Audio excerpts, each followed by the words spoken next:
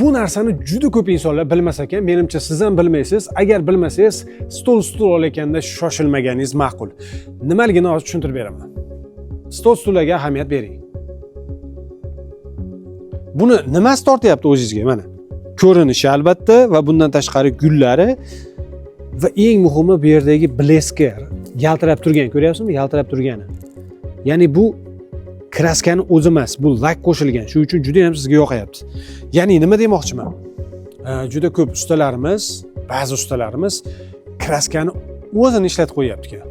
Lak qo'shilgan kraskani. Buni foydasi yo'q. Lak qo'shiladimi, qo'shilmadimi, kraska baribir kraska. Vaqti kelib bu rangi o'chishi mumkin. Juda ko'p arzimagan omillarni deb rangi o'chib ketishi mumkin. Albatta laklangan bo'lishi shart. Bu qoida aslida. Buni qilishmas ekan, ozgina puldan qochib, o'sha lak qo'shilgan bo'yoq umr uzayadi. Ya'ni stolingizga vitam beradi, ham umrini uzaytirib beradi. Albatta bunga ahamiyat bering.